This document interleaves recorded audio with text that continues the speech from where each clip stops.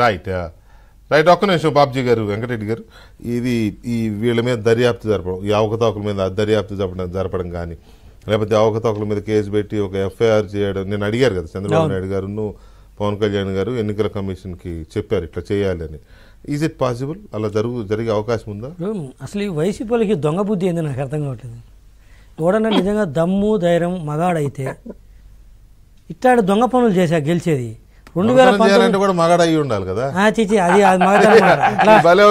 మగతనం అంటే చాలా ఉన్నాయి, అట్లా మగతనాలు అంటే చాలా ఉన్నాయి. దొంగతనం చేసిన మగాడు, లేకపోతే లేదు దొమ్మిలు చేసేవాని మగాడు అంటే ఇక వాళ్ళే మగాళ్ళు అవుతారు. ఓకేనా? అది కాదు కదా మగతనం అంటే, అది కాదు కదా. ఓ పద్ధతి ఉండని మగతనం అంటే ఇట్లాంటి దొంగ పనులు చేసేవాళ్ళని అంటారు. రాజకీయాలు ఇప్పుడు రాజకీయాలు వేరు, ఇదేం బుద్ధి వెంకటకృష్ణ. 2019లో అదే బతుకు వీళ్ళది, అప్పుడు ఇదే బతుకు. అప్పుడు ఫామ్ 7 పెట్టి టీఆర్ఎస్ గవర్నమెంట్ సపోర్ట్ తీసుకుని కూర్చొని కొన్ని వేల లక్షల అప్లికేషన్లు వేశారు. నాకు తెలిసి 2019లో కూడా సగం గెలిచింది, ఇట్టే గెలిచారు మెజార్టీలో కూర్చొని, ఇట్లా దొంగ ఓట్లు పెట్టుకుని. అంతేందుకు మొన్న తిరుపతి బై ఎలక్షన్స్లో ఎక్కడైనా మన రాష్ట్రంలో ఎన్నికలు జరిగితే మన రాష్ట్రంలో ఓట్లు వేస్తారు వచ్చి, మహా అయితే మన పక్కన నియోజకవర్గం కూడా వచ్చి ఇంకో నియోజకవర్గం వేస్తారు. అరే పక్క రాష్ట్రాల నుంచి వచ్చేస్తారా? తిరుపతికి బస్సుల్లో తమిళనాడు నుంచి వచ్చి ఓట్లేశారు. కుప్పంలో మున్సిపాలిటీ ఎన్నికలు నడితే పక్క రాష్ట్రం నుంచి వచ్చి ఓట్లేశారు. ఆయన కూడా సజ్జల గారు ఇంకా ఏమి కొంచెం కూడా మరి ఆయన సిగ్గానన్నారా ముందో లేదో తెగిపోయిందో నాకు అర్థం కావట్లేదు. అయినా కూడా వచ్చేసి అబ్బే లేదు టీడీపీ వాళ్ళు తెచ్చుకున్నారంట. మేము తెచ్చుకుంటామా? అధికార పార్టీ ఉండి అడుగడుగున పోలీసు వాళ్ళని అడ్డం పెట్టి మీరు వెరిఫై చేస్తుంటే మేము తెచ్చి ఓట్లు వేయించుకుంటాం. అంటే 2019లో వాళ్ళు చేశారు కదా అధికారంలో, మీరున్నా కూడా వాళ్ళు చేయగలిగారు ఇక్కడ కూర్చొని చేయగలిగారు కాబట్టి ఇప్పుడు వాళ్ళ అధికారంలో ఉంటే కూడా మీరు చేస్తున్నారేమో అనుకున్నాడేమో ఆయన అనుకున్నాడు. ఇంత దొంగ పోతారు, ఇది చేతగాంతనం అంటారు. ఇందుక 175 వై నాట్ 175 ఇది ఏదైనా ఇప్పుడు రాజకీయాల్లో ఉంటుంది. డబ్బులు పంచరని అందరికీ తెలుసు, మీరు పంచరు అందరు పంచరు మేము పంచాం ఓపెన్ అది. కానీ ఇదేం దొంగ బుద్ధి, ఈ దొంగ బుద్ధి లేనిది ఓట్లు చేర్చుకుంటేది ఇది మోడసాపర్ అనేది అర్థం కాదు. ఇప్పుడు ఈరోజు ఈసీ వాళ్ళు కూడా అన్నారు, ఆఫీసర్స్ వాళ్ళు ఏమన్నారు, భారతదేశంలో మేము ఎక్కడ చూడలేదు ఇటువంటి దుర్మార్గమైనటువంటి చర్యలు, మీరు చెప్తాను ఇన్ని కంప్లైంట్స్ ఏంటి అని చెప్పేసి. మా పయ్యావల కేశవ్ గారు ప్రూవ్ చేశాడు కదా, ఆఫీసర్స్ని సస్పెండ్ చేయించారు కదా. సస్పెండ్ చేశారంటే వాళ్ళు ఏదో కలెక్టర్లు నిజాయితీ పనులే చేయలేదండి, ఇక కాంట్ బట్టి పొజిషన్లో చేశారు విత్ ఆల్ ఎవిడెన్సెస్ తోటి. అదే పరుచూరులో కావచ్చు. అది ఇంత దిగజారా? నీకు దమ్ము ఉంటే ధైర్యం ఉంటే నువ్వు ఇంకా మీరు అధికారంలో ఉన్నవాళ్ళు తీయండి, అది ఎవరైనా సరే, టీడీపీ వైసీపీ జనసేన పక్కన పెట్టండి. నిజంగా వాళ్ళు లేకపోతే తీయండి, ఓట్లు చనిపోయింది తీయండి. ఈ ఫామ్ 7లో కూడా అయింది, బల్క్లో పెడతారు. ఈసీ వాళ్ళు కూడా నిజంగా చెప్పాలంటే బాబ్జీ గారు ముసలి కన్నీరు గారుస్తారు. ఏంది కథలు పట్టము ముసలి ఎన్నిసార్లు కంప్లైంట్ ఇవ్వాలండి, ఎన్నిసార్లు కంప్లైంట్ ఇవ్వాలండి? ఈ రోజైనా మేము కంప్లైంట్ ఇచ్చింది. ఢిల్లీకి పోయి ఇచ్చి వచ్చారు మా సారు.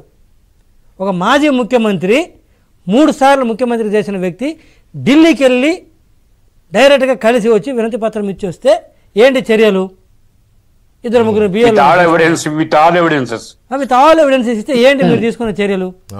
మీరు ఇన్ ద సెన్స్ బీజేపీ కాదు నేను అడిగేది, ఎలక్షన్ కమిషన్ ఆఫ్ ఇండియా. ఓ మాజీ ముఖ్యమంత్రి సాక్షాత్ వెళ్ళి ఇచ్చేస్తే ఏంటిది?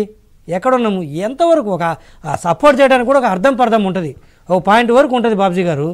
ప్రతి దాంట్లోనా ఇంకా దేర్ ఇస్ నో మీనింగ్ అంటాను. ఇంకెందుకు ఎలక్షన్ కూడా ఇచ్చేసేయమని జగన్మోహన్ రెడ్డి గారికి ఏదన్నా సెంట్రల్ యాక్ట్ ఏదైనా ఉంటే పాస్ చేయమనండి చూద్దాము. ఒక యాక్ట్ పాస్ చేసేసి శాశ్వత అధ్యక్షుడు పెట్టుకుంటూ ఒప్పుకున్నారు కదా, తర్వాత కాల్ చేస్తే ఆయన శాశ్వత సీఎం ఇప్పుడు అట్లే ఏదైనా చేయమని చూద్దాం, ఏం చేద్దాం, కర్మ అట్ట తగలడింది. అరే మేము సపోర్ట్ చేయడాన్ని తప్పు పట్టాం బాబ్జీ గారు, కానీ దానికి కూడా ఒక లిమిట్ ఉంటుంది. అరే ఢిల్లీకి వెళ్ళి 1-2 సార్లు చెప్పొచ్చారు. మేము ఈడ రాష్ట్ర ఎన్నికల కమిషనర్కి 1-10 సార్లు మా టీం వెళ్ళి వచ్చేసారు. ఏంటి ఈ రోజుకి కూడా మళ్ళా ముసలి కన్నీరు కార్చినట్టు చెప్తాను, వార్నింగ్లు ఇస్తున్నారు. స్వీట్ వార్నింగ్స్, అవి హార్డ్ వార్నింగ్స్ కూడా. అదే చేస్తే ఈరోజు సస్పెండ్ చేయమను, ఒక 2 కలెక్టర్ని సస్పెండ్ చేయమను, ఒక 2 ఎస్పీని సస్పెండ్ చేయమని చూద్దాము. దే హ్యావ్ దట్ రైట్స్ ఉన్నాయి కదా, మరి చేయమను. మళ్ళీ ఊరగా తమలపాకుతో కొట్టడం దేనికి? కథలని దేనికి? ఎట్లా ఒక పద్ధతి ఉంటుంది. సో అయితే మీకు ఇంకా పూర్తి స్థాయి నమ్మకం అసలు రాలేదు. పూర్తి స్థాయి ఏంటి అంటే ఈరోజు ఇప్పుడు నేనేమంటే ఇంత ఎవిడెన్స్లు దొరికిన తర్వాత కూడా ఎందుకో కలెక్టర్ గారి మీద చర్యలు తీసుకోలేదు, ఒక ఎస్పీ మీద చర్యలు తీసుకోలేరు. దే హ్యావ్ దట్ రైట్స్ కదా సెంట్రల్ ఎలక్షన్ కమిషన్కి. ఎట్లా state election commission site open అవ్వట్లేదు రెడ్డి గారు.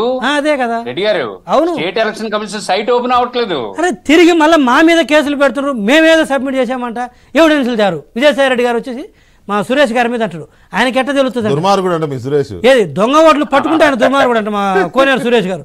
అరే పట్టుకోవడం పాపం అయిపోయిందా? పట్టుకోవడం పాపమైందా? ఇది దొంగ ఓటు కాదని చెప్పానండి మీరు. రైట్, చూద్దాం ఏం జరుగుతుందో చూద్దాంలే. అన్నిటికీ ఏంటంటే మనం డెమోక్రసీలో ఉన్నాం, రాజ్యాంగాన్ని నమ్ముకోవాలి, రాజ్యాంగం ప్రకారం పనిచేసే ఎలక్షన్ కమిషన్ కూడా నమ్ముదాం, ఎలక్షన్ కోడ్ వచ్చాక మీ సంగతి చూస్తాం. అంటే ఇప్పుడు నిజంగా కూడా వాళ్ళు ఏదైనా చర్యలు తీసుకోవడం కూడా స్టేట్ గవర్నమెంట్ ని ఆర్డర్ చేయగలరు కానీ డైరెక్ట్ గా యాక్షన్ లో దిగలేరు. ఎలక్షన్ కోడ్ అమల్లోకి వచ్చిన తర్వాత వాళ్ళు డైరెక్ట్ గా చూద్దాం. లిస్ట్ ఫ్రీజ్ అయిపోతుంది, ఆఫీసర్ సస్పెండ్ చేస్తే ఏం లాభము? సరే సస్పెన్షన్ అంటే అధికారులు మార్చేస్తారు. సస్పెన్షన్ అంటే ఇక అక్కడ వేరే ఆఫీసర్ పెడతారు, అవకతవకలు జరగకుండా పోలింగ్. లిస్ట్ ఫ్రీజ్ అయిపోయింది. లిస్ట్ ఫ్రీజ్ అయినా సార్ ఇప్పుడు 10 మంది దొంగ ఓట్లు జాయిన్ చేశారు అనుకోండి, అక్కడ అధికారుల సహకారం లేకపోతే ఆ దొంగ పేరుతో జాయిన్ అయినాడు వచ్చి ఓటు వేయలేడు, ఎట్లా వస్తాడు? ఏజెంట్లు ఉంటారు కదా. నేను ఎందుకంటే అసలు ముందు లిస్ట్ దాకా రాకుండా ఇచ్చాం కదా మీరు ఎంత దూరం ఆలోచిస్తారు? మీరు అన్నది పాయింటే సార్, నేను కాదనట్లా. ఈ జైనుల్లో చేస్తారని మీరు నమ్ముతున్నారు. ఇప్పుడు మొన్న తిరుపతిలో 3 లక్షల దొంగ ఏం చేశారు? వేసారు కదా అందరూ పోయి ఓట్లు. వేసారు భలేవారు మీరు. ఊరుకోండి సార్, మీరు వేయలేదు. బస్సులు వచ్చి కళ్యాణ వేయలేదండి. బీజేపీ వాళ్ళు జనసేన వాళ్ళు వెంటబడి తరిమారు. శాంతారెడ్డి గారు ఒకళ్ళు పట్టుకున్నారు, బీజేపీ వాళ్ళు అనొద్దు. లేదు సోదరా, నా మాట వినండి దయచేసి. వెయ్యనివ్వలేదు. ఏజెంట్లు కానీ ప్రజలు కానీ పట్టుకున్నారు, వాళ్ళని కొట్టారు, మళ్ళీ వచ్చిన బస్సులో ఉరికిచ్చి పంపించారు. మళ్ళీ కొంతమంది జరిగినట్టు టీడీపీ గెలిచేదండి అది. నేనేమి ఎక్స్ట్రీమ్